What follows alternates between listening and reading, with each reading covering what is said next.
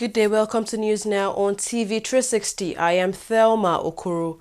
The underage girl who was abducted and married in Kano State has arrived Port Harcourt Airport as she makes her way to be reunited with her family in Bayelsa State, south of Nigeria. Essie was in the company of her mother, who arrived in Abuja on Wednesday, where they both met with top security officials.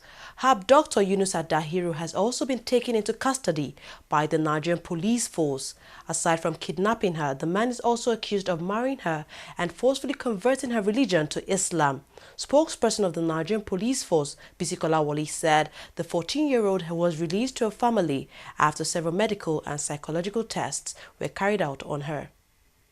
Following the prompt intervention of the Inspector General of Police, I am delighted to confirm that the police have today secured the release of Essie Ouru, the girl child victim from the Kano State Child Commission.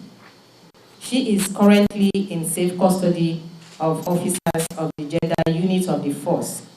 I can also confirm that the force has also taken into custody Yunusa Dahiru, alias Yellow, her abductor. The victim is currently being granted psychological and emotional support by officers of the Gender and Child Protection Unit of the force, which handles cases of this nature that touch on violence against children. Now I don't get my daughter now to go as I take everybody, both policemen, everybody when you walk, so I don't carry my ticket. I will go with that. More than 100 soldiers on Wednesday gathered to protest what they described as their unlawful dismissal from the Nigerian army. The soldiers were among troops deployed in northeast Nigeria to fight the war against Islamic sect Boko Haram. They were dismissed by the Nigerian army last year for losing their weapons and operational base to Boko Haram insurgents in the northeast area of Nigeria. The soldiers are demanding that the Nigerian army obey a directive by Nigerian President Muhammadu Buhari for their reinstatement since August 2015. The president had ordered the recall and reinstatement of over 3,000 dismissed soldiers after investigations confirmed that the soldiers were sacrificed to cover up the criminal negligence of former military authorities. Over $2.1 billion reserved for the purchase of military weapons to fight Boko Haram was criminally diverted by the Office of the National Security Advisor, Colonel Sambo Dasuki, retired. Aggrieved youths of Agatu local government area of Benue State on Wednesday embarked on a peaceful protest to the National Assembly. The youths say the protest is intended to express their displeasure over the continued killings of their people by suspected Fulani herdsmen. State Governor Samuel Ortom had confirmed the death of 9 indigenous farmers in a renewed attack on several Agatu communities by armed herdsmen dislodged by security forces. Meanwhile, President Muhammadu Buhari has already ordered an investigation into the clashes between herdsmen and indigenes of communities in Benue State. Minister of Agriculture and Rural Development Al Dugbe has said that the federal government will soon create grazing zones across the country with a view to checkmating herdsmen and farmer clashes. Speaking at a press conference in Abuja, the minister also stressed the need for all-year-round farming in order to boost the sector and improve the country's yield. Officials say no fewer than 7,000 persons have been displaced in the wake of the crisis between Fulani herdsmen and Agatu farmers of Benue State. Former Minister of Interior Abba Moro has been denied bail after appearing before a judge of a federal high court sitting in Abuja. Moro and 3 others are standing trial for an 11-count charge bordering on abuse of procurement process and diversion of public funds, including 676 million naira they illegally collected from immigrant job applicants. The 3 accused persons appeared on Wednesday before Justice A.I. Chikere for hearing on their bail application. The judge, however, adjourned the bail hearing till tomorrow, which is March 3rd. Lagos State Governor Akinwumi Ambode has vowed to rescue 3 female students abducted by unknown gunmen from a school in Ikorodu, Lagos, southwest Nigeria. The students were abducted by heavily armed gunmen on Monday night.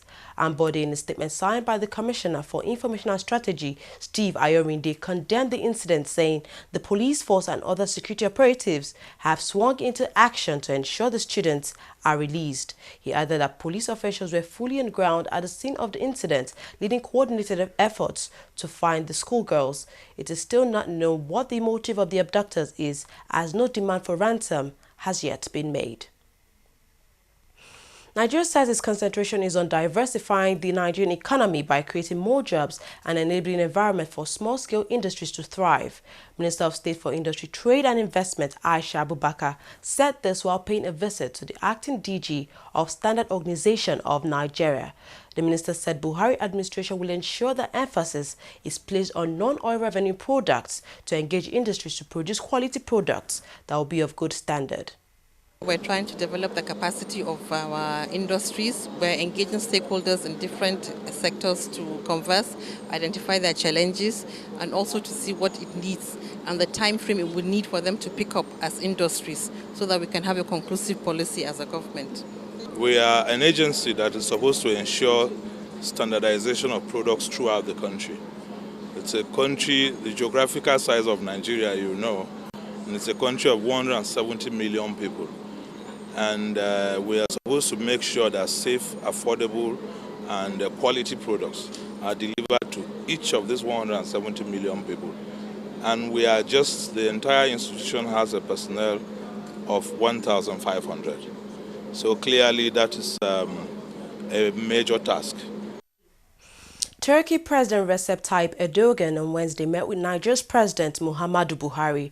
The president, who arrived in Nigeria late Tuesday, is currently on a tour of 4 African nations as he seeks to boost diplomatic relations between Turkey and the continent. He was accorded all the presidential honor by the presidential guards before both leaders retired into the president's office for a meeting. At the meeting, President Buhari said his administration would not be demoralized by the terror situation in the nation's northeast. He maintained that the federal government would remain focused on its resolve to develop the country, create jobs for the teeming youths, as well as provide security. Erdogan's visit is partly to deepen socio-economic relations between Turkey and Nigeria. He has already visited Ivory Coast and Ghana and has departed Nigeria for Guinea. Following the crisis currently rocking Nigeria's main opposition party, PDP, over its new leadership, some aggrieved members of the party have reunited with some members of another party, the All Progressives Grand Alliance APGA, to form a new party. The party is to be known as the People's Mega Party, PMP. At the group's maiden meeting on March 1st, the members chose Perry Okpara as its interim chairman. Okpara is a top associate of Ahmed Gulak, former political advisor to ex-President Goodluck Jonathan. He said the group will soon approach the Independent National Electoral Commission (INEC) for its registration and will focus on youth in its membership drive. The Independent National Electoral Commission (INEC) has postponed the Anambra Central Senatorial District rerun election, earlier slated for March 5th to an indefinite date. The resident electoral commissioner Lawrence Azubike said the postponement is as a result of a directive from the national headquarters of the commission. He added that the election has been put on hold due to a court order which made provision for the PDP to be accommodated in that election. We'll take a short break now. When we come back, we'll look at business and sports stories. Stay tuned.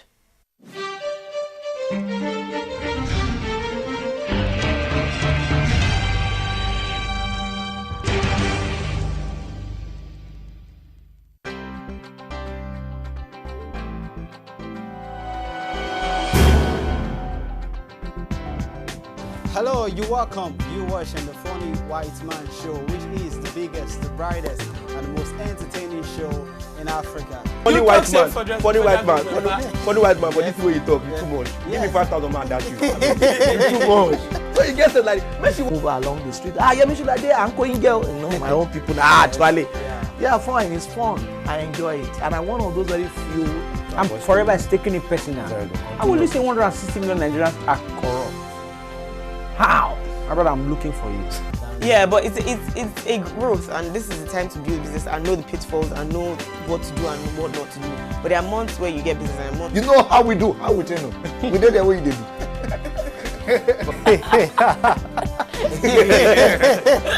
Hello, you welcome. You watching Trending Matters on the Funny White Man Show.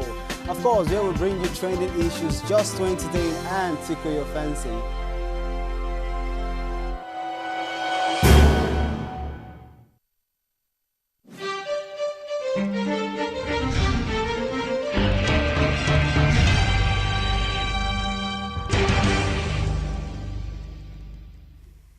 Welcome back. The Nigerian Electricity Regulatory Commission (NEC) has said power supply through the national grid has dropped below 2,800 megawatts due to vandalism. This comes about 2 weeks after it peaked to 5,000 megawatts. NEC said it was worried over the spate of vandalism in the power sector. The commission urged the public to collaborate with distribution companies, discos, and security agencies to safeguard electrical installations. South African company Clover has pulled out all its investment in Nigeria due to the country's financial crisis.